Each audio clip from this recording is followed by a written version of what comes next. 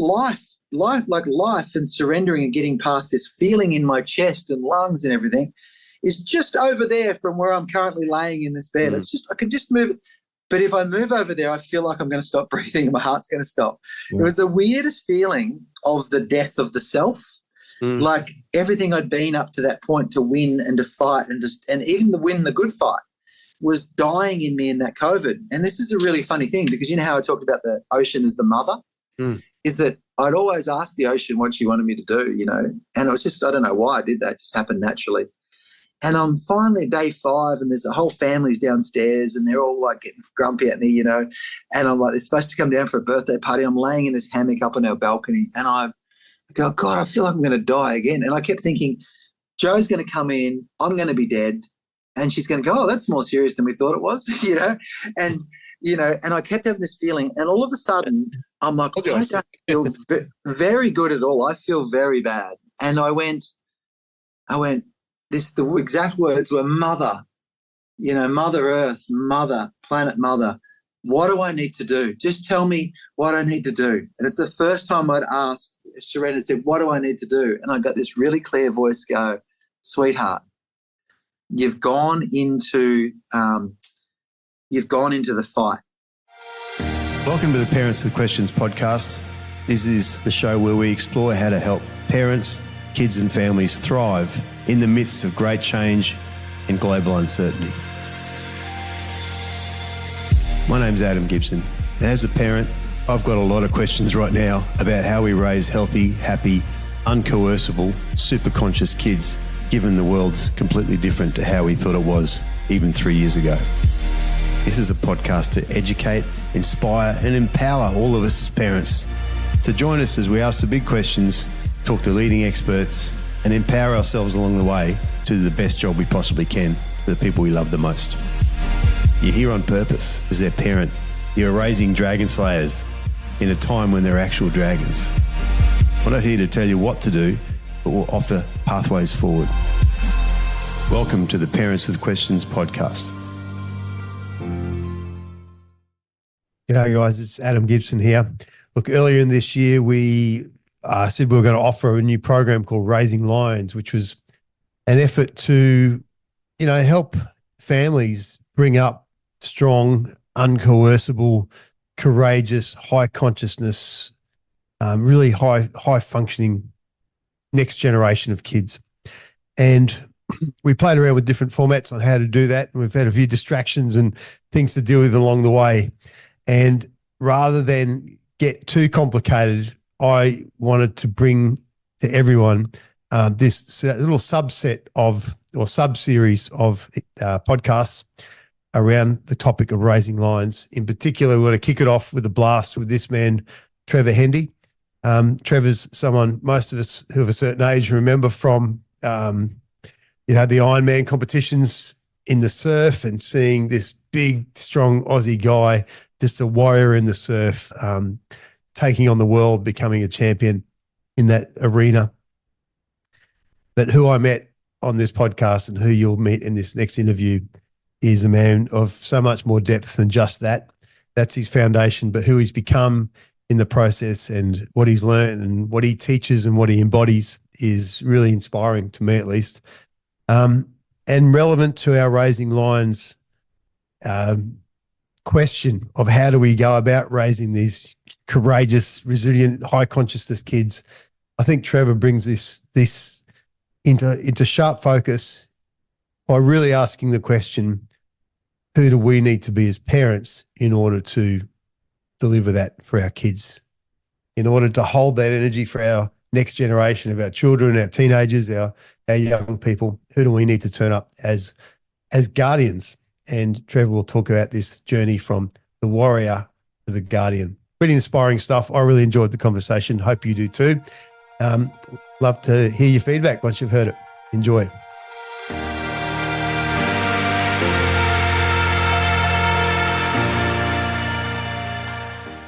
What you just described, look, that sums it up perfectly. You go with a high calibrating, I go with this, I'm sure you know this one, that Napa Consciousness, David Hawkins. Yeah. Yeah. This? Yeah. Absolutely, yeah. And Yeah, no, really powerful. He's done some amazing work. Yeah. Mm. I use this daily just to look at, where everything's at and where projects are at and where people are at and, how they, and what it is what you just described as so true is that people going with this hypercalorating project and then hand it over to people who are basically operating out of fear and anger or whatever they were in, 2-3 years ago when they were screaming in a rally. Yeah. And it brings it back to that. It's really interesting, ugly. I must get you to resend me that chart and I'll check in on it as well. But 100%. Look, I think where's fear coming from? Insecurity, because fear is worry that I can't measure up or we won't be able to or this won't happen or da-da-da-da. So fear inside is like, for most people is at a more honest level. When we get right inside it, there's a terror in there. There's a worry, there's a stress, there's a fear. And it's like, so I'm so worried that this doesn't work that I'm beside myself, and so we want to be drawing in inspiration to solve problems. We want to be actually sort of sitting in the problem, nice and still, trusting I have the answers inside of me. I just have to clear out this reaction I've got. Okay, be with this source energy, this wonderful energy that's in life. I need to be with that. And in the old Albert Einstein saying it's you cannot solve the problem on the same level of mind it was created. So most problems come from the fact that we've disconnected from source, from a sense of positive, innate, still beautiful self, that we're all okay and we'll be okay and we have the answers and the resources we need. If we don't have them individually, just partner up with someone else and we can work on it together. But, of course, we don't do that. We're sitting, even if we've got the right partnerships around us, we're sitting in a state of lack, of fear, of worry. And so we're in distress, or we're in reaction, and we're in desperation, we're in urgency, we're in scarcity, and now we're in and all of energy's up here, and now we're in the sympathetic nervous system. We're firing off cortisol and adrenaline all day to try and get through it. We're stuck in the amygdala. The amygdala has these little spiky things that grow out as soon as we have a trauma, and they reactivate like antennas every time the new trauma comes along. And so now we're breathing up in here. We're in sympathetic, producing these chemicals, and ultimately, and we're in fight or flight, And so what our actual solution is to stop, breathe, be with ourselves, be with the person next to us and say, what do you think about what's going on? And share the solution, and not think we have to need all the answers, let alone have all the answers, or vice versa, not think we need to have all the answers, let alone need all the answers. But we're not. And I almost think that 90% of the problems we're learning stem back to that one simple thing, is that we are trying to solve a problem of disconnection from a place of disconnection. So the only remedy for disconnection, whether you're disconnected from the resource you need, the love you need, the acknowledgement you need, the understanding you need, the patience you need, the inspiration you need, the healing you need, the peace that you need. If we're disconnected from any of these things, or the money we need, or the resource help that we need, whatever it is, if we're in a place of disconnection, which all those things are, the only remedy can be to shift our level of mind and work on ourselves in our spare time, our free time, and every possible minute we can, even in the middle of meetings, to bring ourselves to a place of connection, because we can't solve it unless we shift level of mind. So we have to get back to connection. And the crazy thing is, to get back to connection, the primary thing is to stop and get our own connection back with something peaceful. But to do that, we have to face our own mind and our own addictions and our own anger, our own self-talk and our own, like this frigging thing that's going on. And then the other thing is, if that's not challenging enough, then you've got to go start making peace with everybody around you, because, collaboration is way better than competition, and connection's way better than, comparison. And so it's kind of funny. There's two places that we don't look, and the places we need to look is to find the peace in ourselves and the peace in each other. And then naturally we actually start solving problems together, because that's actually our natural ability. We learn how to sit up, roll over, crawl, walk, talk, everything, because we've got an innate sense of adventure when we're born. And we want to touch the people we love and hold them, and we want to jump up on their lap. We taught ourselves how to do that. No one gave us walking lessons or talking lessons. We just mimic and copy. And so we're innately pretty freaking amazing, and then all we really have to do is use that innate sense of adventure and sense of I can teach myself how to do this, to do the right things, to climb up on the right lap. Don't climb up on the lap of the alcohol, or climb up on the lap of the love and the connection. Don't climb up on the lap of, that big business deal will fix it. Create more friendships, don't look for the drug that I can put to make myself fitter, stronger, get rid of that health problem. Go move the body, climb on the right lap, as the adventurous kids that we are. But I went on a bit of a rant there, didn't I, mate? But I'm glad I pressed record, because that's a good intro. I'm super fortunate, Gibbo, that I'm by design. I've been blessed enough to work with amazing people when I've needed to work with them, and they've helped me understand that the only way I can, through certain issues that have become challenging for me, the only way I could move through the trickier ones, other than the natural growth that you go through and what you learn about yourself, the trickier ones you can only get through by putting your attention on someone else, by being there for someone else. Because if you're still focusing on making myself better all the time, self, once again, cannot solve a problem on the same level of mind it was created. Quite often we have to shift the focus off self and just know that whatever I'm working through, if I can help someone else through it, I shift through it more organically and naturally anyway, and I get more humbly get the lessons. And so I'm really lucky that that's the way I see life and business and everything. So I work one-on-one with a lot of people, and I'm not sitting opposite somebody who needs my expert help. I'm sitting opposite a fellow human on the journey that's experiencing similar things to me. And I might be a bit clearer about a few of those things, which helps me hold the space for that conversation. But ultimately, they already have their answers inside of them. And if I can help them feel a bit loved, looked after, connected, the answers start dropping, including not only what they've got to get back in, but also what they've got to let go of, So, and I do that individually. I do that in small groups and large groups and organisational and everything. And I'm lucky because I get to see constantly what's really going on in the world, because it shows up in the seat in front of me or in the seats in front of me. And I get to stand there and go, what are you guys all going through at the moment? And it's like, oh, because the truth is we're all going through the same stuff. And you can pause on one. I can do a one-on-one session with somebody, having a fascinating realization about what they're going through. We can both leave, where the client might be going, first session, they leave, walk out the front, give me a hug and say, I love you, because they can't believe what they just felt just from someone being with them. Yep. But I can leave that session, go straight into a group session that's completely disconnected from them whatsoever, and exactly the same stuff's manifesting in that group. Yeah. And I'm like, I've already got a heads up. Someone's already given me a hint as to what you're all feeling here today. I can feel it, and I can find my way through it faster. And what it says, two things is there's nothing outside of yourself. So wherever I go, individually or group-wise, there I am. My own stuff's reflecting back to me. But also that's the truth for all of us. So that person and that group are disconnected to each other, but they got the same stuff going on, because at the moment the world's rocketing through space. The sun's not actually coming up. We're rolling towards the sun as we rotate around it. And every 365 days we're in the same spot in the sun, roughly to where we were at the same time last year. But it's every 26,000 years that all of the celestial objects in our local atmosphere, as in our solar system, are all roughly in the same place. But even then, they're not completely in the same place because the universe is expanding. So if you just thought of it like energy, we're never, ever in the same place yet in this lifetime. Yet we wake up in the morning and wish to feel like I did 5 weeks ago when I had that 10 minutes of great feeling. Or you can't.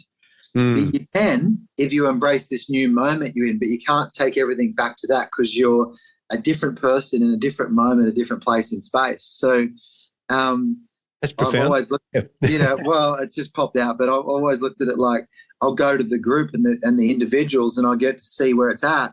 And then you can see it on the news and you can see it everywhere, because the illusion is we're all separate, going through different things.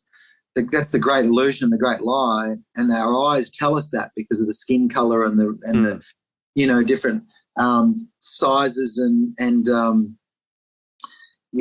financial prospectus that we carry, or, gender or sexuality or religion, or, Democrat, Republican, or, I support this football code or this football team. So there's all these things that are telling us we're different, we're separate.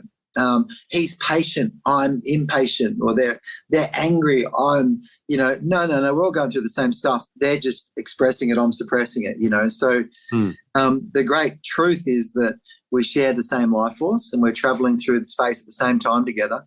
In the bigger perspective, we're all rocketing through the space as we roll. Some people are leading and some people are trailing, but we're much more alike than we are different, and we're much more experiencing the same reality much more alike than it is different, even though it's seemingly different. And certainly when you have a different attitude, your life can be completely different. But the base level is we're all rocketing the same direction, rotating the sun with these planets moving around us. And there's solar pulses and there's things going on, and there's other bigger things that we need to tune into, not try and control.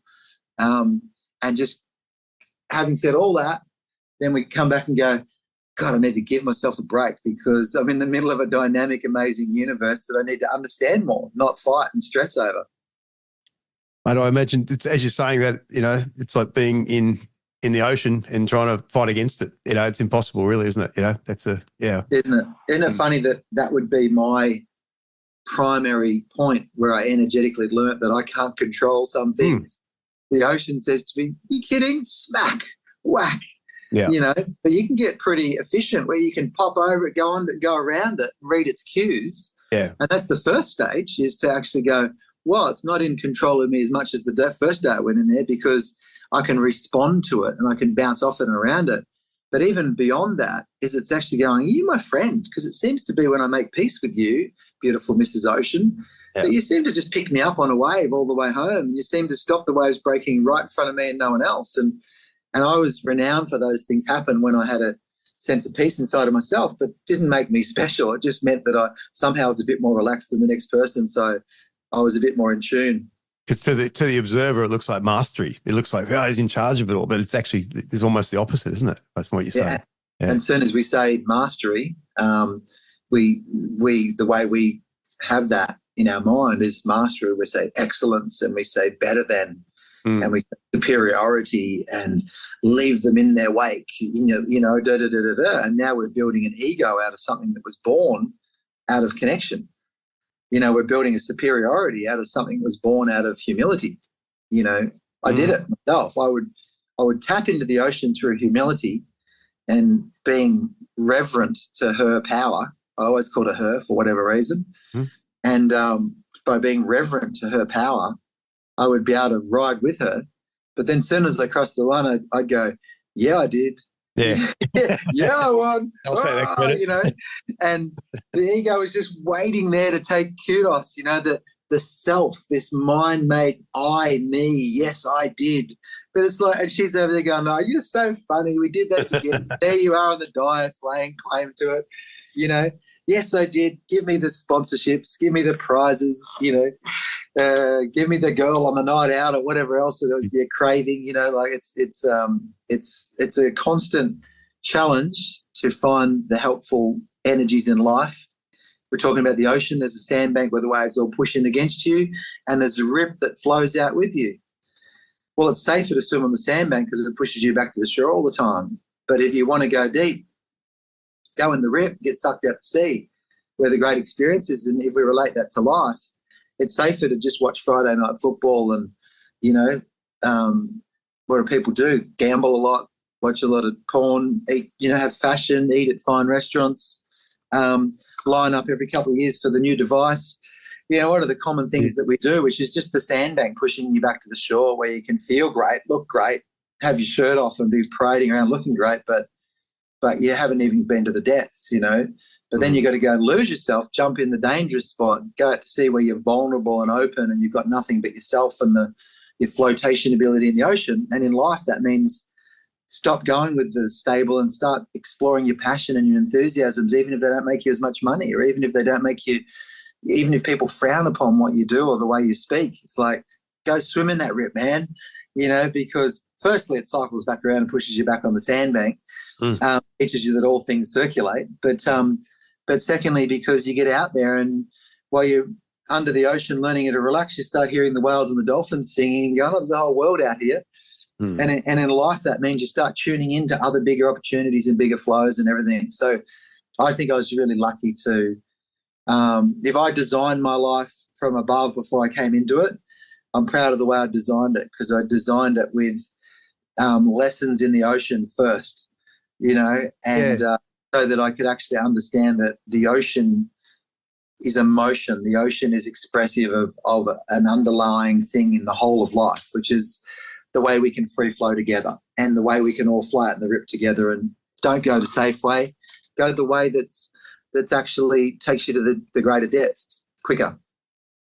So that was, if we can go back to your story a little, just in terms of, I think it's curious. I'm always interested in how you arrive at this level of, not, I was about to say wisdom, but insight and awareness that you've just described and expressed, and I know how you live. And that's coming from your background as, you're known as kind of a warrior of the surf. Yeah. Full of bravado and ego and in a good way, but just you're a warrior. You're out there and just embody, the Aussie man at full pace. Yes. And now here you are talking of, connection with Mother Ocean, and it's all free flowing. How does a big tough Aussie bloke who's known like that make that transition, or what have been the catalytic moments or experiences for you that have got you there? You've probably got lots to imagine. What a great deep question, mate. Firstly, upon plant this seed is that I was always the bloke that loved the flow. Grew up travelling in Australia with a mum and dad with a caravan from 3 to 5 years of age, a lot of time in Indigenous communities, kicking the football and playing matchbox cars with all the First Nations kids, like our first people. And so I learned to respect and be with and live with all aspects of who we are in this country at a very young age. Settled on the Gold Coast when I was 8, cried when I went to Nippers when I was 5, cried when I went to Nippers the first day when I was 8 at Surfers Paradise. It's probably second most important beach to Australia with Bondi, maybe equal, first, certainly most important in Queensland, for tourism, for people's experiences, for the, families going home safe after a great experience, So learned to be a lifesaver and to be as selfless as I could be with the young ego that was blossoming, to be in service as much as I could, and do patrols and do all that sort of stuff from 13 years of age, 14, 15, bronze medallion, Then you're the fastest board paddler pretty quickly in the surf club. So when there's a rescue, you're the one going out and bringing people back. So I had always had this healthy balance of the way I grew up around the country from a very brave mother and father that sold up everything in Melbourne to give their kids a different experience. So home was where the caravan wasn't picket fence back in a suburb in Melbourne. Yeah. So home shifted every single day for a lot of the couple of years. And then when I never really settled into home being one fixed place, I actually still rent at the moment. I've bought at different times. I'm like, I like renting and having different experiences and stuff like that. And I tend to settle some places for a while, but I don't feel the need to own things all the time. It's just not in me. So that's an interesting extension into adult life. But joined the Nippers and grew up in a surf club and a young primary school, Surfers Paradise, a bit of bullying in the school from a year older and stuff and standard stuff. Back then it was called growing up. When you get a bit more mature and older later in life, it's called bullying.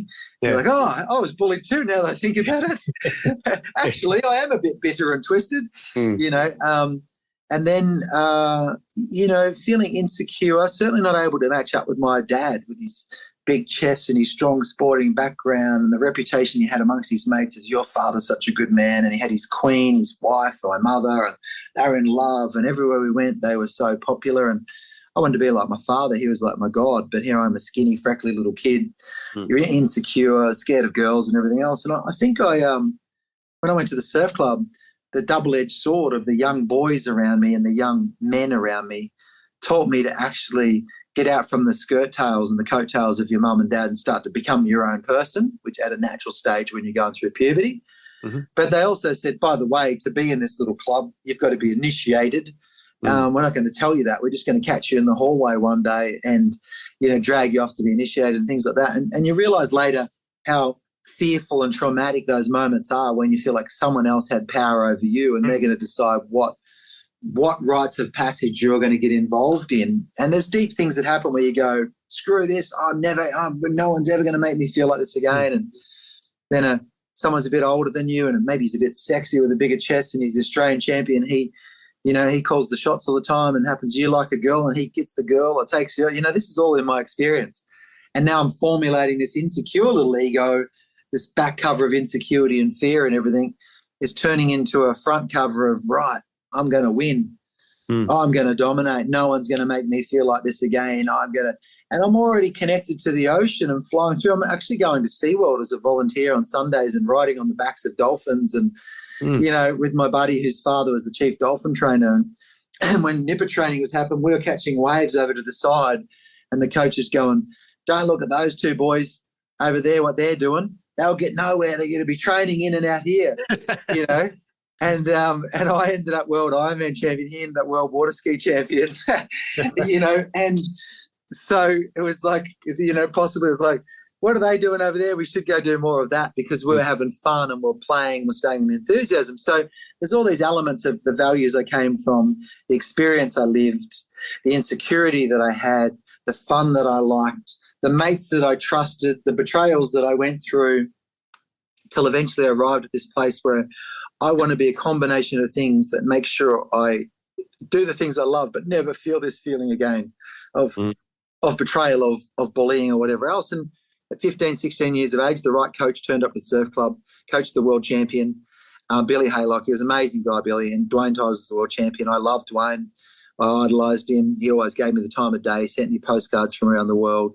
I wanted to be like Dwayne, but there was someone else a bit older than me that was the nemesis that seemed to get everything I wanted.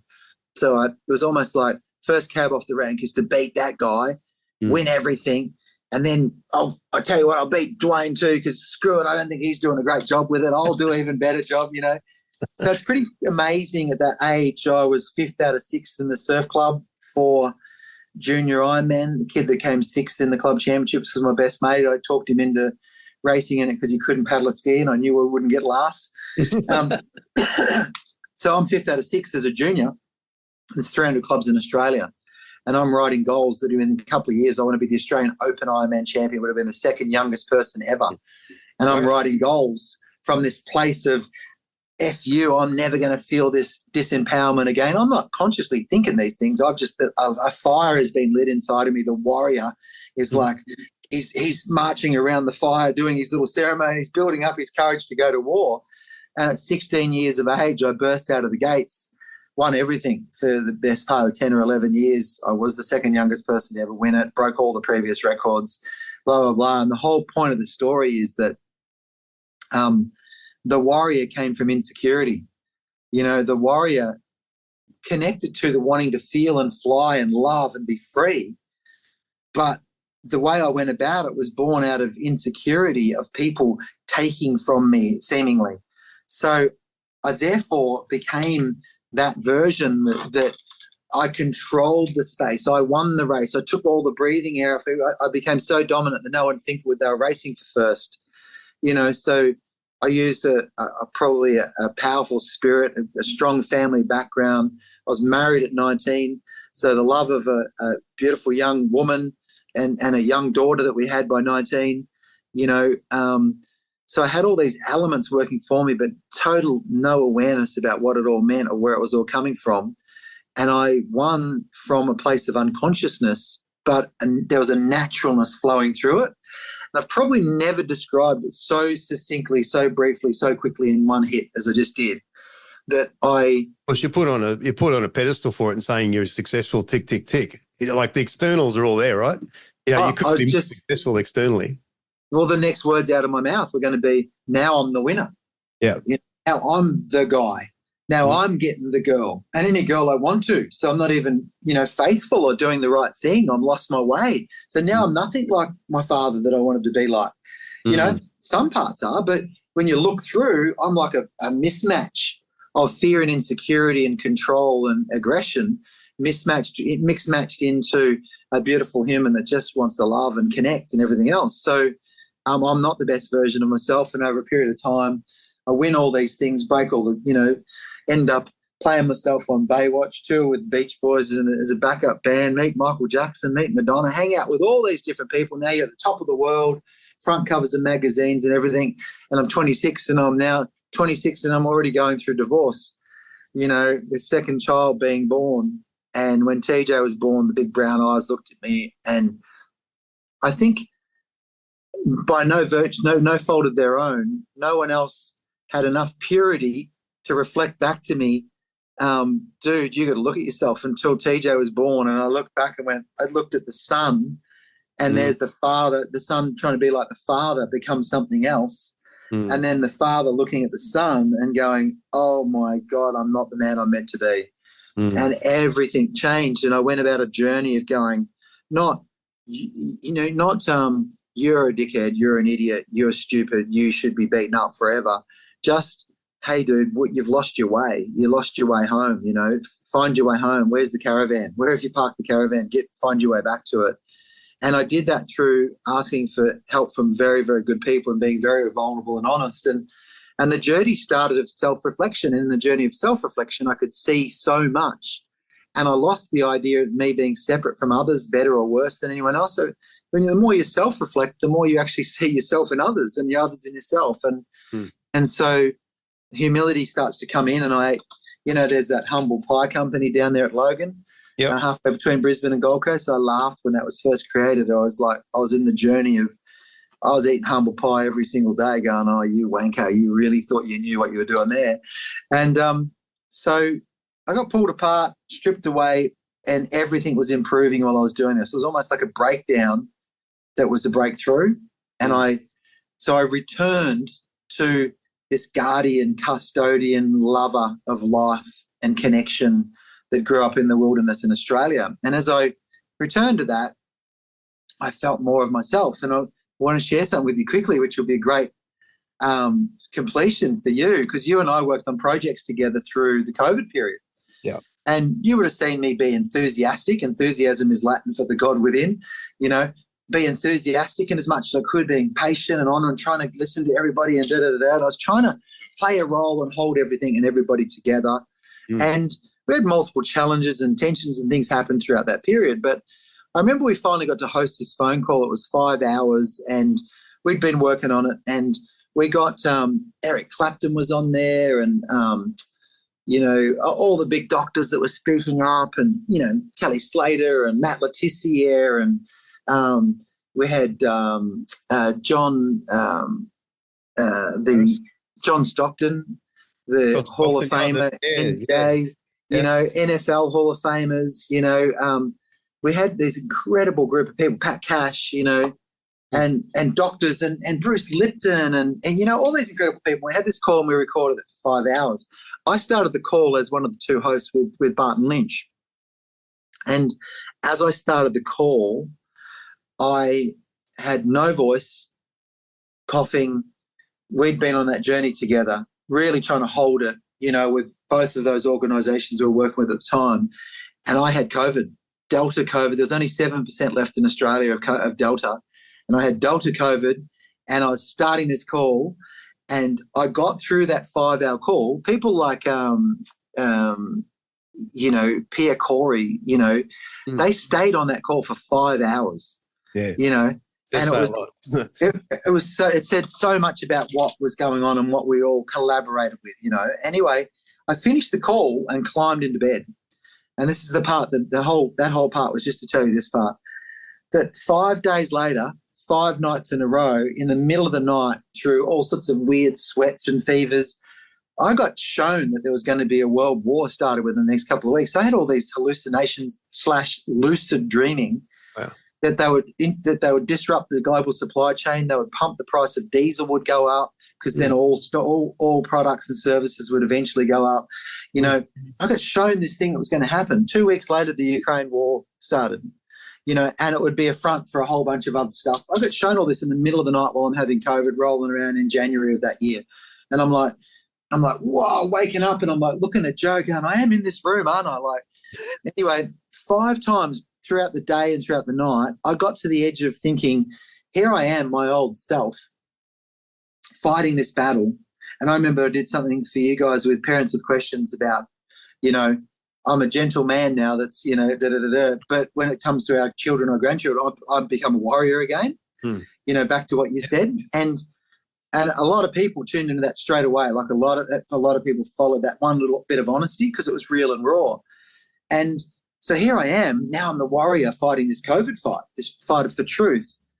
And I've got COVID and I'm in the middle of it. And I feel like I'm going to die. I'm not going to take anything for this, but I feel like I'm going to die. Life and surrendering and getting past this feeling in my chest and lungs and everything is just over there from where I'm currently laying in this bed. It's just, I can just move it. But if I move over there, I feel like I'm going to stop breathing and my heart's going to stop. It was the weirdest feeling of the death of the self. Like everything I'd been up to that point to win and to fight and even to win the good fight was dying in me in that COVID. And this is a really funny thing because you know how I talked about the ocean as the mother? Is that I'd always ask the ocean what she wanted me to do, and it was just, I don't know why I did that. It just happened naturally.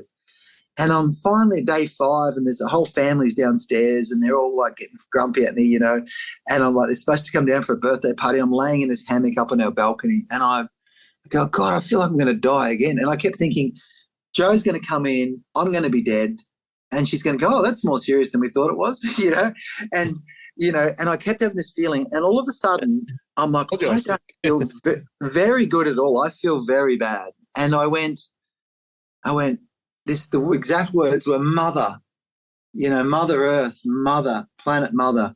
What do I need to do? Just tell me what I need to do. And it's the first time I'd asked, surrendered, said, what do I need to do? And I got this really clear voice go, sweetheart, you've gone into the fight.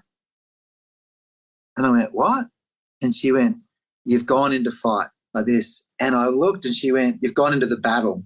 And I went, what? And she showed me this.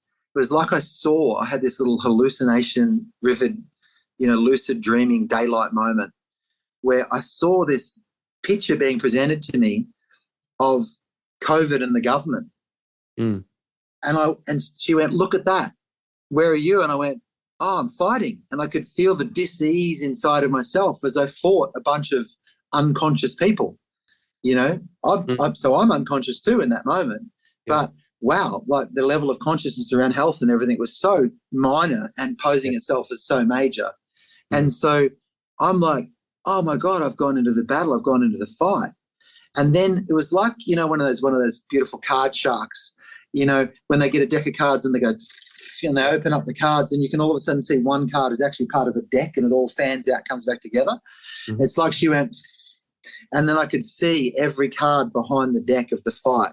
And the card was the media, family members that didn't know what they were doing, friends that were just like going the opposite direction, my own movement of surf lifesaving, people in my surf club, all the different things that I was in the fight with, while I was holding it. And I saw all this dis-ease. And I went, oh, and she went, let go, sweetheart. The words were, you're a guardian. You've gone back into the warrior. And I went, oh, and I went, phoom. And I'm laying there going, oh my God. I get up, I could jump up and down on the spot. I'm like, what on earth is going on? Really? I go downstairs and they're going, oh, you're up. I'm at dinner with everybody. I've nearly died for 5 days. And I'm like, what on earth? Like as soon as I released the vibrational element that I'd allowed myself to get sick with, it was actually, I'm trying to fight. I'm trying to fight people that can't even hear what I'm saying. So it's my own insanity to actually try and beat someone over the head with a club that they think is a club. I thought it was the truth. And it was, to a degree, it was part of the truth, and so literally I got the guardian back on the spot and I couldn't believe it. I was like, and then immediately after that,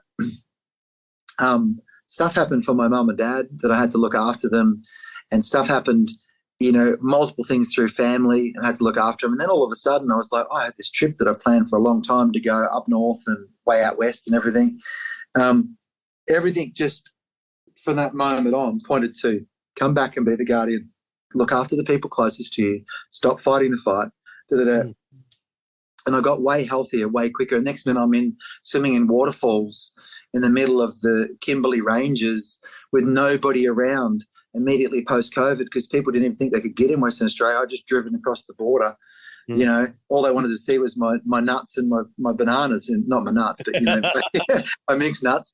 And they didn't want me to check in or do anything. And I'm like driving through 400-kilometre stretches with one other couple, our sister and brother-in-law, and there's nobody there, and having this crazy experience going, sweetheart, it's time to heal, be the guardian again, go back to the water. So guardian role, Trev, because it's so profound what you've just shared, and I'm getting goosebumps hearing it, because I'm like, man, I get it, right? You can relate. We've been on the journey together. Yeah, I could honestly say I haven't let go of that fight entirely, even though I'm consciously, kind of aware of it. But it's, but what is, in the absence of the warrior fighting, what is the guardian's role? What's the active part of the guardian do, and other than I don't know, sit back and watch, or what is it? Well, I love the Einstein quote again, you cannot solve a problem on the same level of mind it was created. So for us to believe the warrior is the only way to solve something, we must believe there's a strong force that we have to fight. We have to match it with equal or greater opposition. So even if we just view that for a moment, we're coming from a place of stirred up, riled up, fire, fury, matching till death, win at all costs, we must, otherwise the cost is our planet, blah, blah. So let's not say that's right or wrong or anything, but let's just look at the energy of it. So that energy, when we look at it, doesn't leave a lot of space for people. If I walked into the room and someone was asleep from my family in the room, and I walked over, gently leant over them, just grabbed their pajama top in my fist before I woke them, and then violently shook them, they're not going to wake up and want to know what I want to, they're going to be like, Yeah. And so we had spoken about it during that, is that if I'm coming in from, there's a fight, we've got to win the fight, I can't reach the people who are ready to wake up, who just want to feel some peace inside of themselves, and they're just aware something's not right. Yeah. So I can't help them deliver across the threshold where they're investigating their own power to heal themselves, their own power to power up their own antibodies, and not need these, interventions and blah, blah, blah, blah. And so, because the solution is the realization that the solution that was provided is not actually really a solution to us. It's another entrapment, And so the solution to that then is to have people to realize they have what they need inside of them in this incredible body that can produce so many chemicals, it's capable of so many miracles. And of course we can utilize Western medicine, and we can utilize triage and first aid and these incredible people that do incredible things. But why do we have to have one or the other? Why can't we have wisdom and intelligence and understand flow and everything? So the solution is to shift over to a place where we're investigating what's really available to help us get through these scenarios. And so we can't arrive at that place while still coming from the frequency or the vibration of the fight. So ultimately, I'm not saying it's wrong to fight, because it was exactly what I needed to have my own experience and come across my threshold to trust in the power of love, to trust in the power of connection. And all it did was I just became one person that then lovingly said, hey, how are you feeling over on that side of the line there where you're trusting everything that's told to you? Are you okay? No, I'm sick of this bullshit. And I won't name names, but there's some very prominent people in Australia that have since reached out to me and gone, like very prominent people, gone, dude, you're right. I was on the wrong side of that. Really? And I'm like, and so did I go, yeah, mate, well, it was pretty bloody blah, blah, blah, blah. And I'm a bit disappointed. Let's not do that again. The only reason they could say that to me was because I already shifted with, and I'll bring back the saying in a second, the Eckhart Tolle saying, but it's because I already shifted to the realization I need to be the solution, which is love, which is faith and connection and stronger as much as I can. I still got an ego and still get off track, and I still sometimes fight to defend myself, but I need to, on the balance of scale of all things, I need to show up more often as a present, loving, open, ready to explore, ready to understand, ready to eat humble pie human. And then these people have said these things to me, And I've gone, yeah, pretty tricky time, hey, mate, and they've gone, oh, I feel so sorry, blah, blah, blah. And I'm going, it's all right, I learned everything I needed to. Are you okay? Yeah, no, I'm not really. I'm realizing this, that, and this, that. It's no problems. It's all good. Appreciate the sentiment. Hey, if you ever need help, if you're, there's a lot more going on than that. If you ever want to help see it, blah, blah, I'm in your corner, and telling these people love and appreciate you, mate, keep doing what you're doing. And the saying that is apt and appropriate here is the Eckhart Tolle saying that you cannot expect someone to operate at anything other than their current level of consciousness, and that consciousness is as it pertains to the current situation. So therefore, and I can't remember if we said that after we pressed record or before we said record earlier. It's worth repeating anyway. Yeah, so it's worth repeating, but you cannot expect anyone to operate anything other than their current level of consciousness, and that is as it pertains to the current situation they are in or they think they're in. So whatever their mind is telling them about the situation will ignite a level of consciousness or unconsciousness that's just where they're at. So in other words, if we do expect them to operate anything other than the way they're reacting, that's our own insanity. So what really reflected over that whole period of time was we weren't as evolved as we all thought we were, including myself and everybody. I saw the way I reacted, I saw the way and it's like, oh shit, I thought I was pretty on track, and then I could see, I jumped into areas I didn't need to jump into because I had fears and insecurities. If I don't, we'll lose the planet. Well, I'm pretty sure we're not going to lose the planet. I'm pretty sure these episodes are here to show us how we could lose the planet if we don't wake up. But they're also forcing us to wake up, So I'm back in the side of the light to slowly come through, not via a spaceship with some aliens from the world landing and telling us there's other life out there inside of each person that says, next time you're not going to pull that one over my eyes. I'm not lining up for the next, intervention. Solution, yeah. Yeah, so what they did ultimately, by telling you this is the way it is and don't friggin' question it, and, the national government has a rollout for all doctors that you can't speak out against it. So doctors are going, this is not right. Couldn't say a thing. These poor people have signed a Hippocratic oath to not harm anybody, are absolutely crapping themselves that what some of them have much bigger percentage than we realised were going, oh, shit, something's not right, and I can't do or say anything about it.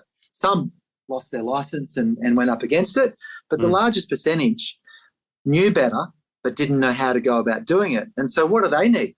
They need love and understanding. The reason they spoke up was because they were shit scared of the repercussions. Maybe they're comfortable. Maybe they didn't want their kids to go without, whatever it is. It's, hey, that was where they're at. So I just ended up experiencing this feeling of immense love for everybody and going, oh, shit, I've judged one side against the other and the other side's judged one side against the other, and now I'm in the sides. And what's one thing that The Guardian does is say, hey, love you all, got your back. You can still see truth. You can still realise and wake up. It's good. The mind doesn't want to hear a lot of what I've said, but the mind inside of it is because it wants to fight all the time. But what I'm actually saying is you can still say, no, not true. But we just don't go into, not true, you asshole. we go into, not true, but it's okay. We'll work through this, Have you went into this last few years into that situation, fight, whatever they call it, as a guy done a lot of work on himself, and pretty aware, and as you said, you didn't go in as some dummy who was caught off guard. You were pretty involved bloke, and yet you still needed to get to the point literally of death, choose life or death before you'd get that awareness through. So there's something in that for us to keep coming back to, is like sometimes the clobber over the head by the universe is that hard. Is that somehow required for humanity to as to say, if we're waking up as a species and we really evolving, does it require, that near death moment, or are we capable of doing it gently or gradually, or what are your thoughts? Yeah. The big question. I got tears in my eyes because the question is so in my block hole at the moment. So absolutely. Let's take humanity and COVID and governments and things out for a moment, and let's just go with our own personal life. You know, you get away, you just keep telling yourself you're on the right track until your partner goes bullshit and leaves. You know, or to your kids say, I'm sick of you and stop talking to you. Or till your hip or your shoulder just gives out and breaks, you know, or till you push it and you go through a financial thing, or you crash your car, or someone close to you gets a cancer, or, you know, a disease, or so suffering, terror, problems, challenges, distress play a major role, a major positive role in pushing us across the threshold of inner readiness. So if we've got everything we need, we might have a decent investment portfolio behind us. We've got some good income coming in. We're pretty comfortable, you know. We've got decent relationships, we've got good friendships, we've got a bit of respect around the place. And I think a lot of people could say that, put their hand up and say most of that equates to a good percentage of people, certainly before they try to destroy the middle class. But, you know, maybe less now, might be a few more financial problems out there. But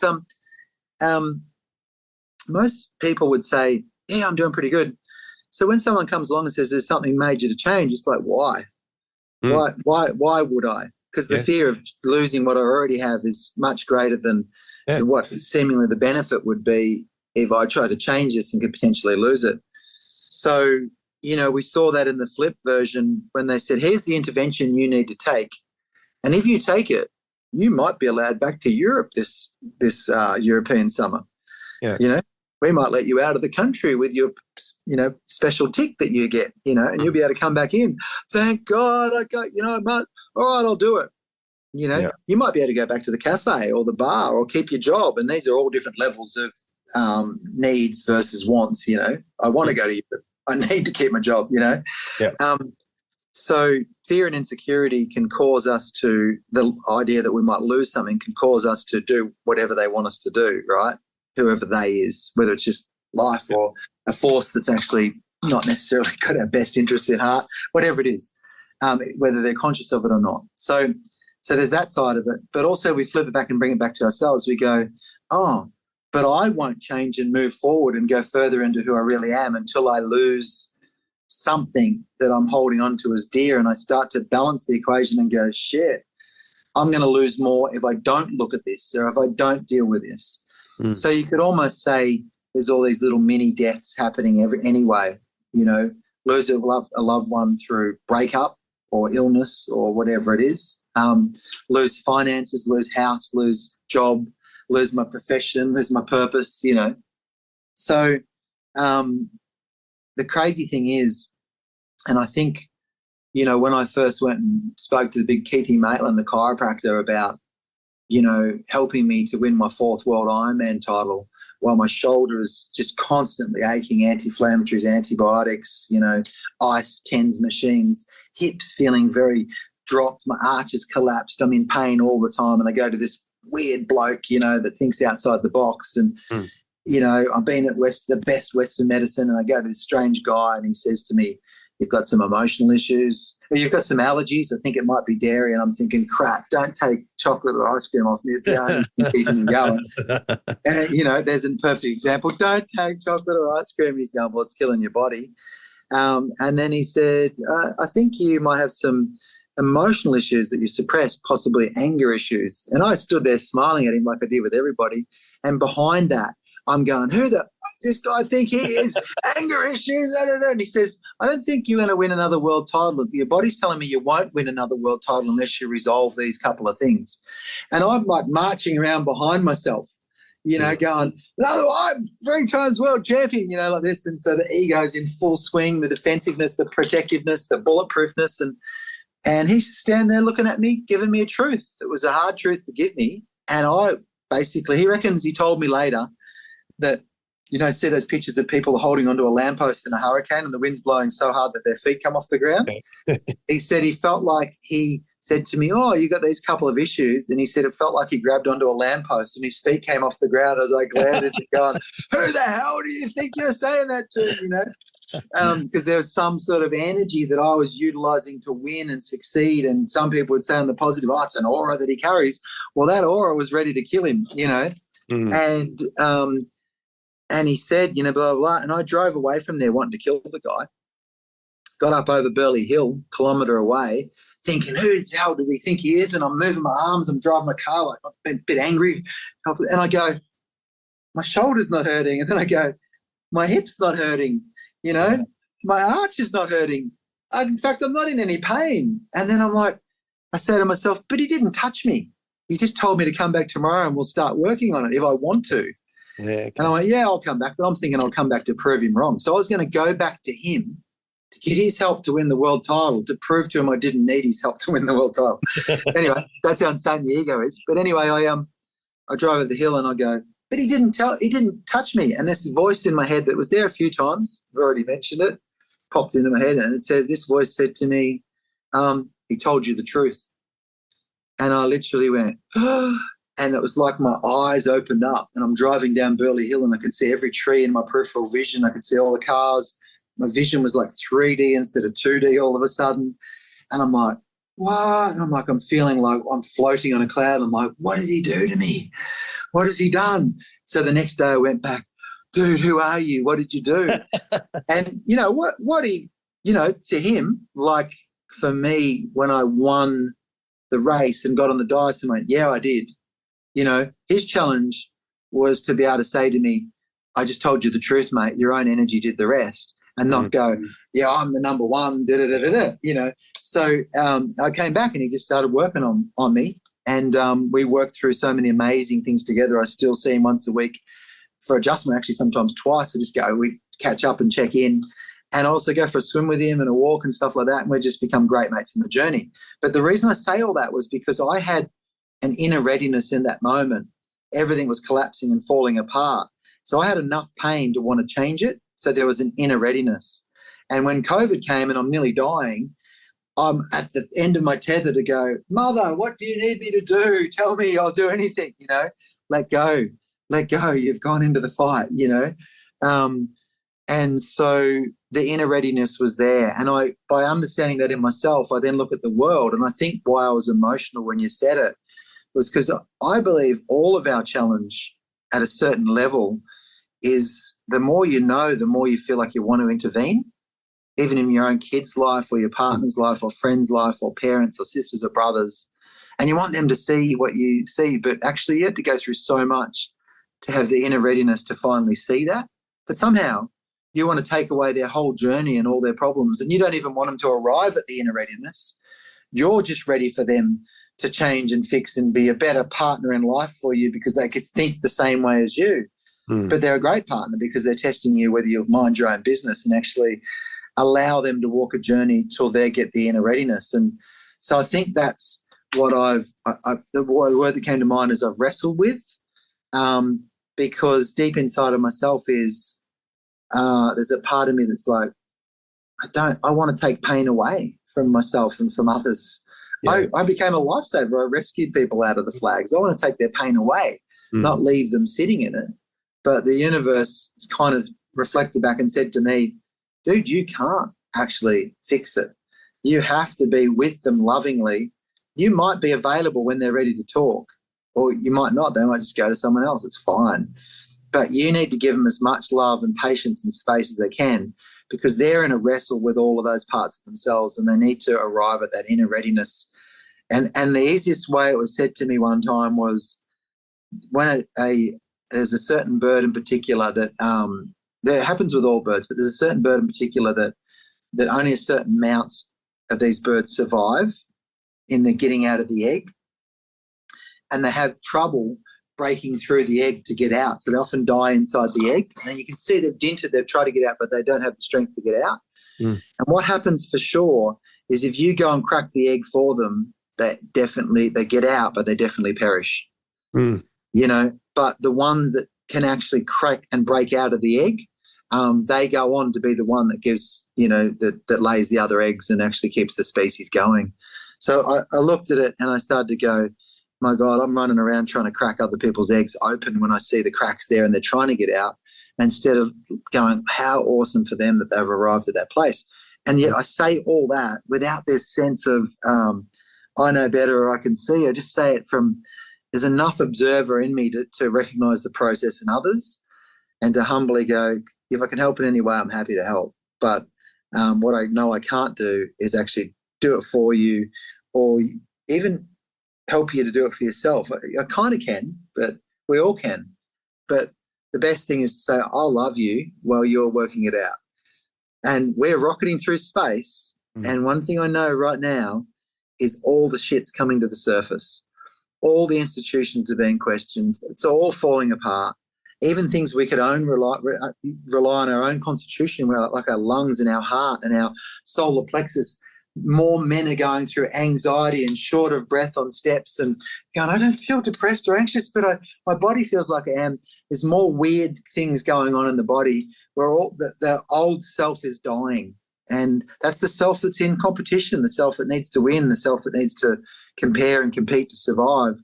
It's been on the planet as the dominant male force for a long, long time.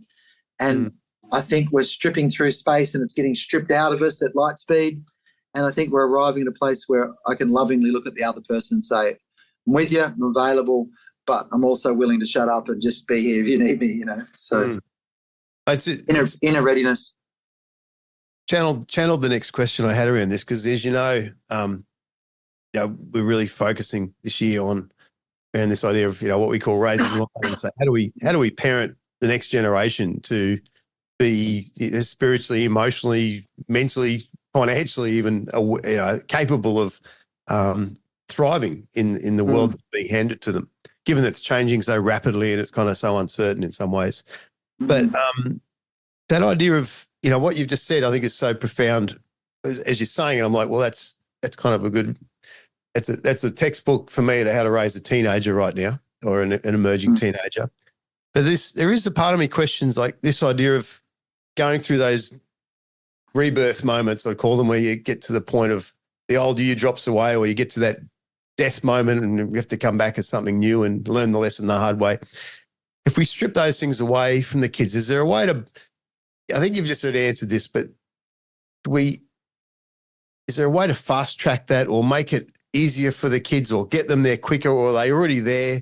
Or do we just have to, as you think you've already said it, we just got to sit back and let them struggle through it and allow them the privilege of growing on their own terms?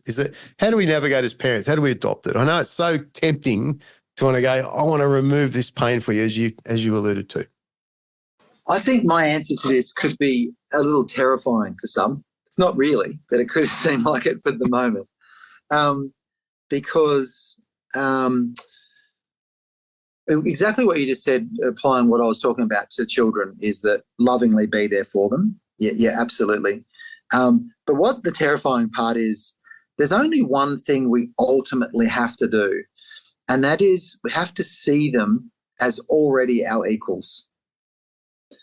So you have to see our children as innately intelligent beings that they've chosen the family they're in, which usually includes us, for our shortcomings and our strengths. They've chosen to learn from our insecurities of mum and dad and the mum's lineage of depressions maybe and the dad's lineage of fighting wars and, having relationships that he never forgives or whatever, There's always these lineages of patterns that run through families that we just seem to pass on to the next generation. And then you put two families together and you have a super pact of these energies, and then some poor child goes, they're not a poor child because they're an amazing human spiritual being going, I'm going to be born into that family because they're so powerful at this, but they're so messed up there, and it's going to test me and everything else. So the first thing we have to do is say they chose me. Not because I know everything. They also chose me for my shortfalls and to learn from my shortfalls. So the best thing I can do is learn from my shortfalls, at least equal to them, maybe even after them, but equal to them, and if we can, in advance of them. Because if we can take our shortfalls out of the way, they can get on with what part 2 of their journey was after they've worked through our shortfalls, was finding out who they really are, which is often connected to part 1. But if we can help them speed up through part 2 by taking full responsibility for our own shortfalls, instead of actually looking at our kids, what they're not doing and what we need to impart on them and teach them and the best thing you can do for your children is look at them as equals. If you're looking at them through a mindset of they're children that need me to raise them, you're in trouble to start, because they should. I'm going to throw a terrifying viewpoint, but they're a spiritual being that chose you, you know. And this is the terrifying part, is that I'm not religious and I loathe to use this context, but I'll use it because it gets misconstrued so strongly. But let's use it in as much innocence as we can. They've touched God more recently to you. Mm. You know, they were sitting in God's lap just last week. You were there months ago in relative to the bigger picture. Yeah. You know, a few years ago, they were hanging out with God. You know, you haven't seen him for a long, long time. You've forgotten what he or she looks like and how he or she operates or where he or she sits inside of you. Mm. You know, so I'm sure people pick up as I talk about it that it's not about God, because I don't see a God, I see the whole universe. But if we saw the collective, conscious, incredible, miraculous energy of the greater force that some people call God, I call it life itself, the universe. You know, I'm happy to call it God these days because I don't have the connotation of it. But no, there's no religious element to it.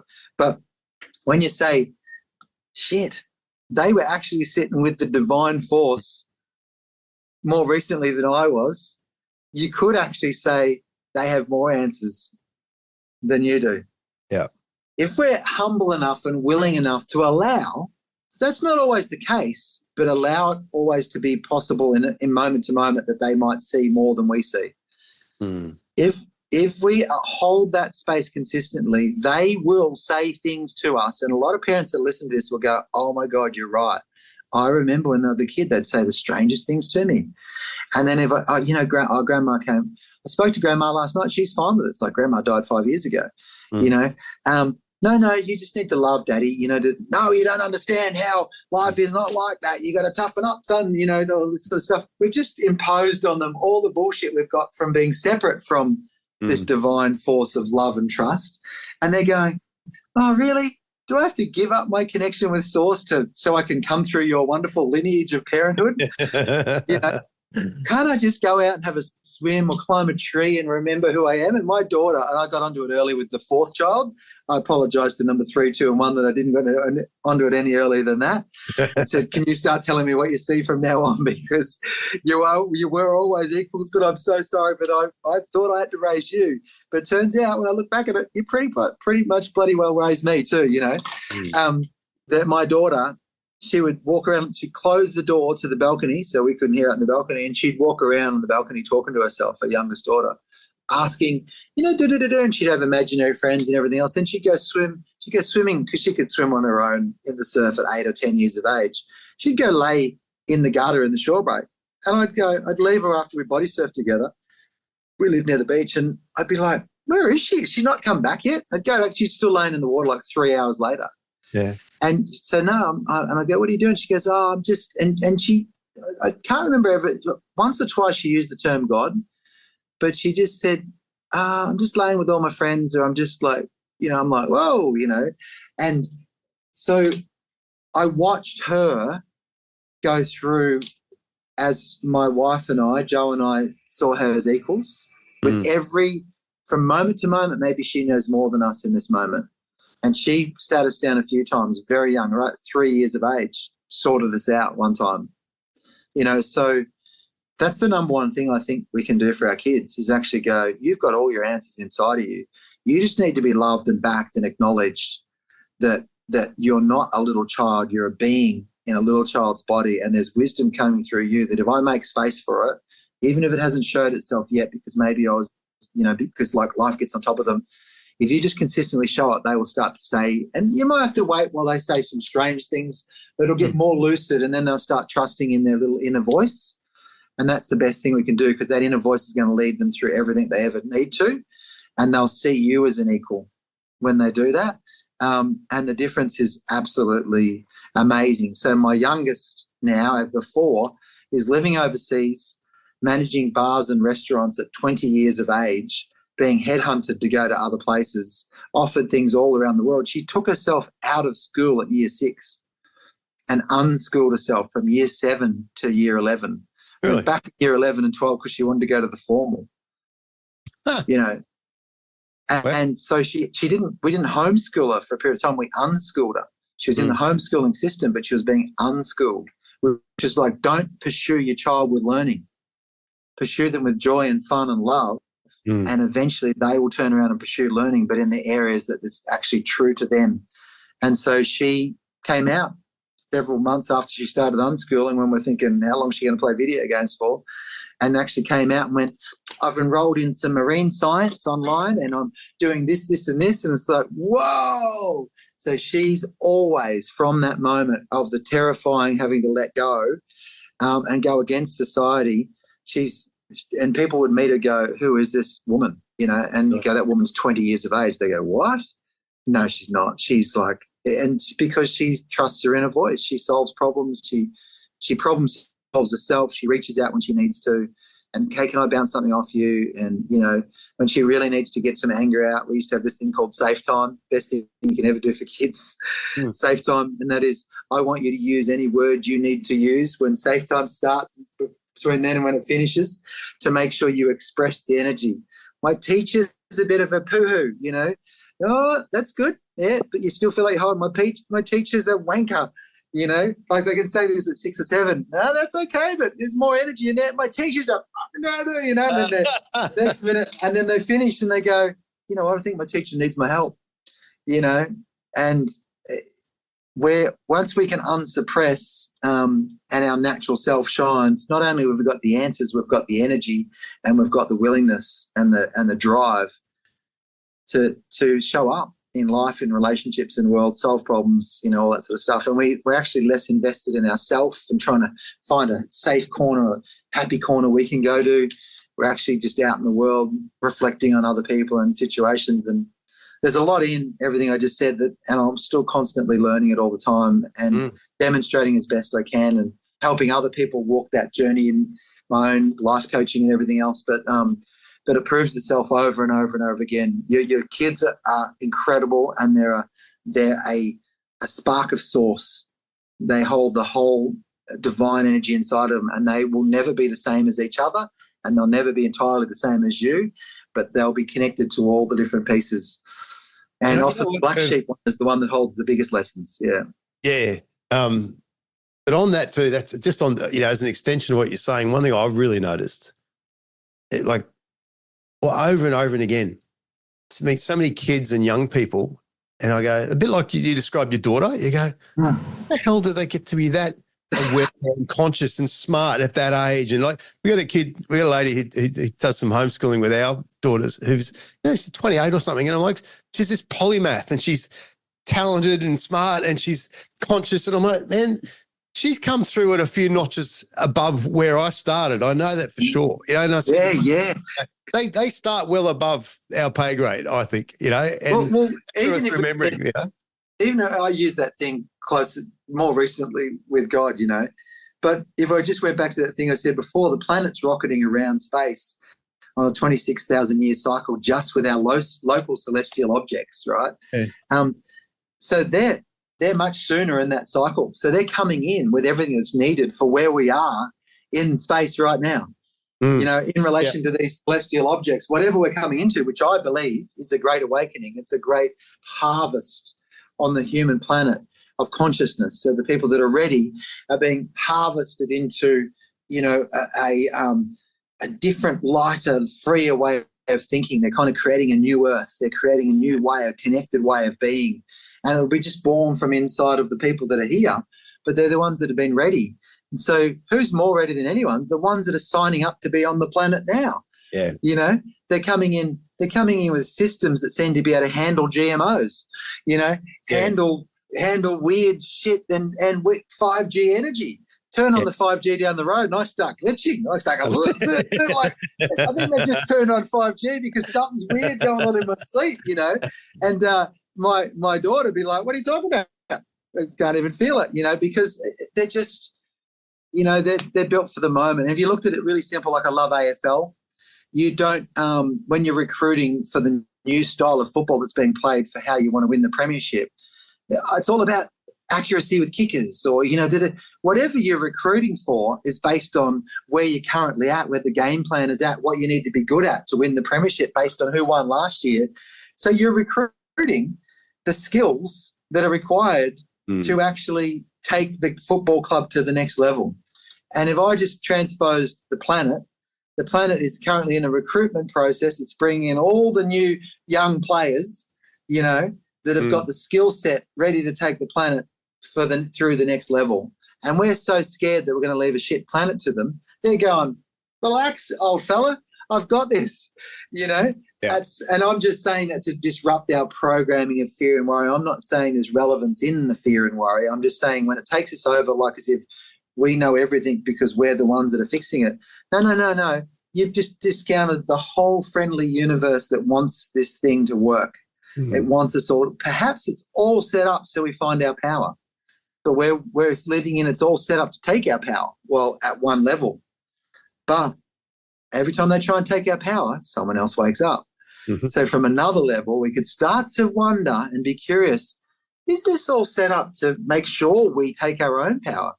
And that's been my own experience. And my experience has been sit down, shut up, listen. I haven't done a lot of listening today. I apologise. I've talked a lot. But sit down, shut up and listen and learn. And that includes from your own children. And just know they might hold the peace for you. And every business meeting and every time in the old days, I'd love the Indigenous American element, that when they had a problem, they placed the problem in the middle of the teepee and they all sat around it, all the different members of the community, the elders, and they'd smoke the peace pipe, which would get them in the state where the answers would come through. And then also from over here, it looks like we need to do this. From over here, it looks like, it's a communication problem. No, it's a technology problem. No, it's a forgiveness problem. No, it's a financial, freedom problem. Blah, blah, blah. But at the end of it all, we've all had our say. The wisdom rises through and go, you know what? It seems to be, communication department and human relations department. I think maybe you guys run with it for 3 weeks and then come back when they need us in financial and tech.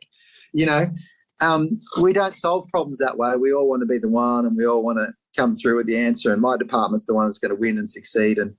And so all the smartest people that had alternate views throughout the COVID experience were isolated from the conversation. And the only people in the conversation were the ones that had already signed up for a future that they'd discussed, that was whatever that future was. You don't even have to know it fully. All you know is that when the Prime Minister came out and was asked, why are the state premiers doing different things? And the Prime Minister said, I don't know, that wasn't the plan. They're all supposed to stay. And it was like, what plan? I thought we're all thinking, what plan? Were the premiers all supposed to do the same thing, but they've all, because they're all different. Obviously, they're all different financial bodies. They're all different corporate bodies. Every state was a corporate body. So they're off trying to win and succeed in their own corporate body and look good and win their own free pass into what they think their new world is. It's curious that all these premiers and, prime ministers and everything have all gone on to have seats at the table of the World Economic Forum. And it's like, and I say that without an element of you because, I say that with just like, oh, look at what's playing out. Isn't that interesting? While we all learn to take our power and connect with each other, look what they're doing over there. Got to forgive them. They know not what they do because they wouldn't do that if they knew where that was going to end, which is in a very dark place. So, I think people in that space are already in a dark place to even go there. Honestly, I think to live through the last few years in that space, you'd have to be almost. I feel sorry for what goes on in their soul at night, to when they're alone by themselves. I'm like, you couldn't be happy with yourself. Well, if you're in the darkness and you don't recognise it as darkness, it's easy for anything else that's floating around to pose itself as the light.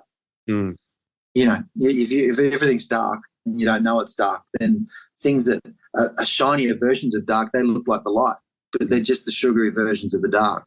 So you cannot know a man until you walk a mile in his moccasins. People have arrived at that position for whatever reason as we rocket around space. They're there having that experience. And, of course, it's great to fight back and it's great to push it. It's great to tell the truth. And there's some people listening to this will be going, I still feel like I need to just keep screaming the truth. Well, it's probably your purpose for a while. until your body starts to tell you it's no longer your purpose to do that. Scream it as long as it's releasing energy, and tell the truth, and if you're in the warrior phase, live it out fully and be that person fully. I must be very clear about that, because that's the role you're playing and you're passing it on. And then as soon as something says to you, forgive and let go, and, then just, investigate that whatever's next.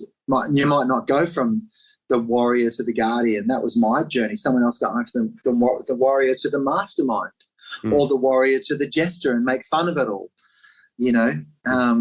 So it's not, I'm just sharing my own journey. Yeah, but it's true though. Anger and the warrior energy is a big step up from fear and complacency. It's a massive step up. You mentioned David Hawkins earlier, and your vibrational frequencies. Nikola Tesla said, if you want to understand the secrets of the universe, think in terms of energy, frequency, and vibrations. Hawkins actually mapped out the different vibrations of frequencies, and someone else mapped out an emotional tone scale. And the first emotion above the line is anger. The first emotion below the line is suppressed anger. Interesting. Yeah. The next emotion below suppressed anger is resentment and bitterness. And then there's a numbness and a deadness. And then there's a grief and an apathy and a give up and a sadness and a fear and worry and all the things down those emotions. But the first energy above the line is anger. So when we're angry at something and we're expressing it outwards, what we're saying is, I'm not dead. You haven't pulled the wool over my eyes. I'm not dead. So it's a miracle if we're angry when everyone else wants us to be in depression and deadness. Not everybody else, but, that force. So anger, absolutely 100%. Be angry. And the strange thing, the next emotion above anger, this is just viewpoints. Don't believe anything I say, but just some things that I've seen and seem to fit, is that next emotion, higher vibration than anger, is boredom. Interesting. So when you anger for long enough, you start realizing the people you're angry at don't even know what you're doing. You get bored with it. The next energy above that, you start to move on, and you look around, you stop expecting things outside of yourself to change, and you start going, I'm just going to paint a different picture for others. And so from boredom, you rise up into interest. Interest, you rise up into enthusiasm. Enthusiasm, you rise up into full activation. I can't remember the emotion, but it's like fully engagement. Engagement up into joy. There's flow and joy. And then you go up into bliss and gratitude and da-da-da. And right up the very top is bliss is way up there, but right up the very top is oneness, is serenity. Yeah. So. And this is little, I've got to let you go here soon, because we're running into the hour and a half, 2 hour mark. But there's a really interesting element to that work around people raising consciousness. In that we think, we need everyone to wake up. Every person on the earth needs to wake up and see what's going on, and we can move forward. And it's actually not the case. If you look at that scenario we've just said, the David Hawkins' work in Power versus Force, he goes through there's a section at the back which I keep going back to, and I'll misquote it a bit, but it's in the line of one person. You only need one Jesus Christ, for example, one avatar at that level of oneness and enlightenment that you mentioned, to balance out the negativity or the fear and sadness of millions of people for generations afterwards. The whole unconscious, And you can come down there a bit too. You only need one person, to be calibrating a sort of acceptance. I'm looking at the chart here now as I'm saying it. Acceptance, forgiveness, transcendence, which is around that 350 mark. And that balances out something from memory, it was about 80 to 300,000 people.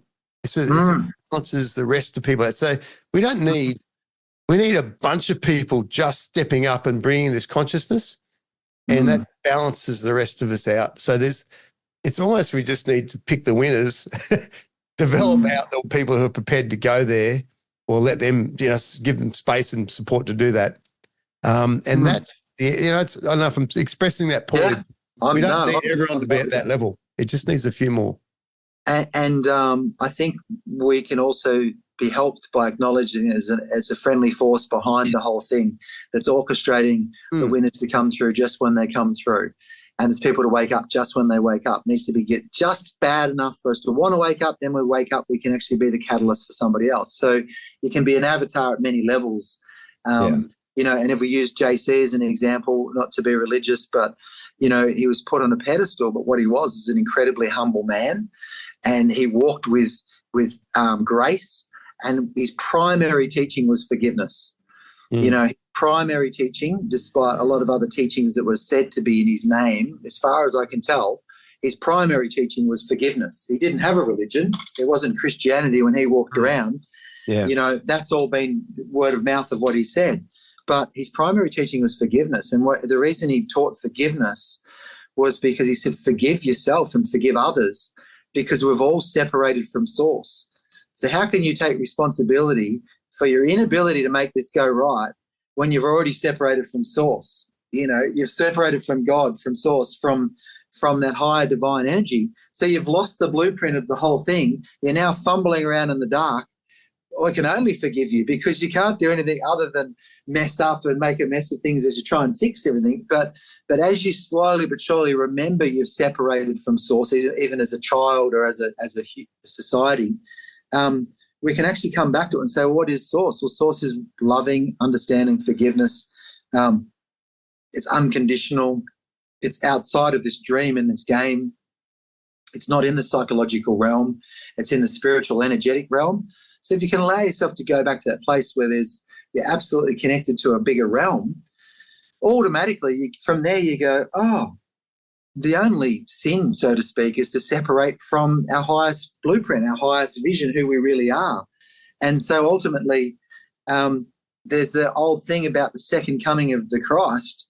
Well, what happens if it's that's everybody that's listening to this? What happens if it's happening inside of them? What happens if they're remembering their divine spark and their connection to all things? And the second coming of the Christ, which is supposedly going to save it all, is actually their reunion with the divine spark inside of themselves and inside others. Now, that may or may not sound religious to some people. It's not, but it certainly relates to things people say in religion, so that we're not even against it. We're marrying in with it. But we're also not getting confused in the idea that you're separating with something outside of yourself. I mean, you're connecting with something outside of yourself.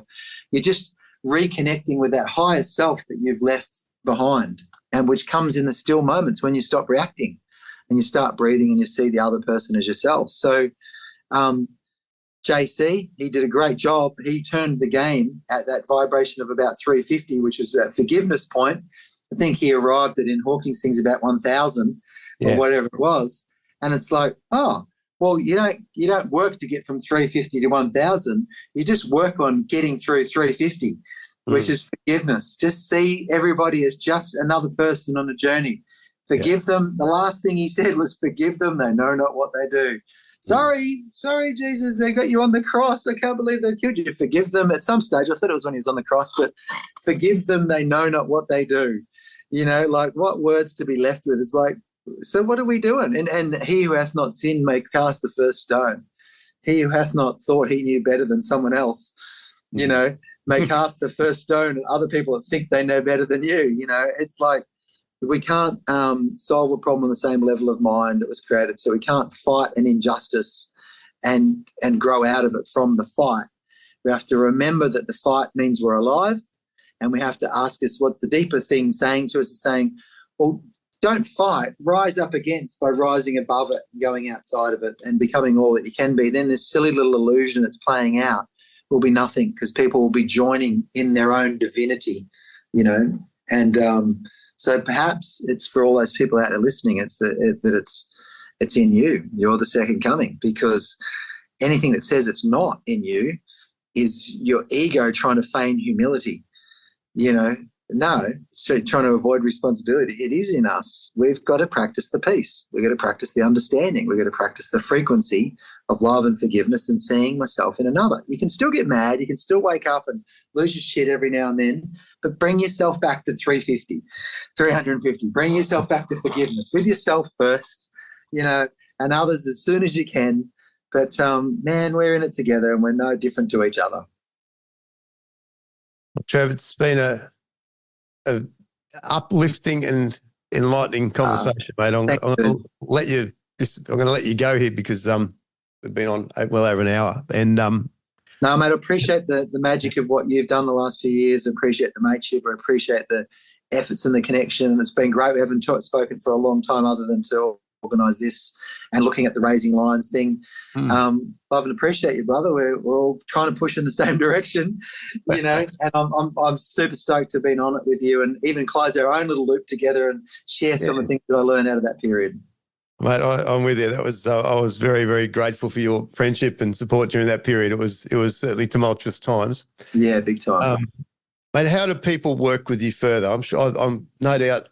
You know, we've talked about having you on there with Raising Lions. At the moment, we're rejigging the plan on that and thinking about it. But the first part was to get you on this podcast and have people speak to you. But you know, for those who want to come and have, you know, as a coach, as a speaker, what's on offer at the moment? How can people interact with you? Yeah, easiest way is they can follow me at Instagram, Hendy Trev, or Trevor Hendy on YouTube. Got some cool travels on that, or Trevor Hendy on Facebook.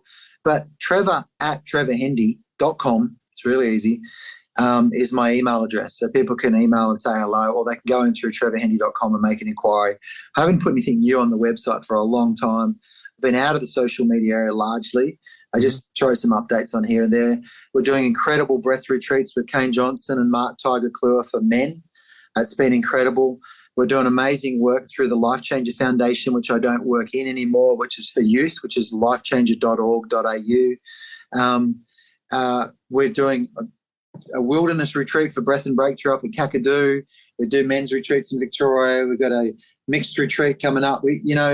Lots of different work. My wife and I put on little seminars, even just from home every now and then for 10 or 12 couples. I'm forgetting all the different things we're doing, but ultimately check in. I do a lot of one-on-one work. I speak out on the circuit. I take corporations through shifting from their ambition into their purpose, where they shift from win at all costs into win on all levels, where they're really shifting from the head to the heart and they become the culture that they really want to be, both for the people within the culture and for all the people that they touch through their interactions. I do high-level CEO work and sporting people work. I do work with kids, but I prefer to work with the parents to become the father or mother they want to be, so that they can work with the kids. Yeah. And a couple of other things. My wife has the Sacred Sister Project, which you can look up online. For teenage girls, they can even do one-on-one with my wife, and mums can as well. And she also has the Girl Awakening podcast, which is at one point, about podcast number 12, she was number 2 in Australia on spiritual podcasts. And they just talk crap and laugh and swear and have these amazing women on. Men and women listen to it. It's really, really powerful, growing really fast. Which is really, really cool. And then finally, I'm actually working on something which stay in tune, but I'm working on a whole longevity range for men and women. And I'm looking at a partnership with Melrose, who I really love the way they operate. And we're working on some really, really cool things that they had ideas about. And I'm like, oh my God, that's what I've been working on from a different angle. So nutrition and supplementation, never with the idea to solve your problems, always to support you while you solve your own problems, So I'm actually going to do, probably more than likely, do a podcast with that and get people on from around the world to talk about this longevity thing, not so we live longer, so we're here better as better versions of ourselves for longer, so we can leave a better contribution. So our kids have got us in their corner for much longer while they shift the planet. So yeah, a lot on. It's all exciting stuff.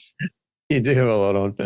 That's fantastic. We'll put some links to all those in the notes here on the show. So thanks again, Trev. It's been an absolute pleasure once again. And mate, so appreciate who you're turning up as in the world. You're really an inspiration to me. I've got a drawers full of crappy plastic bodybuilding and powerlifting trophies.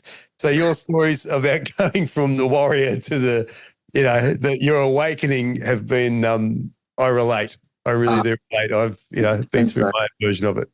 Meant to be, don't worry. It's affected me today too. I really feel it. So I appreciate it. Thanks, mate.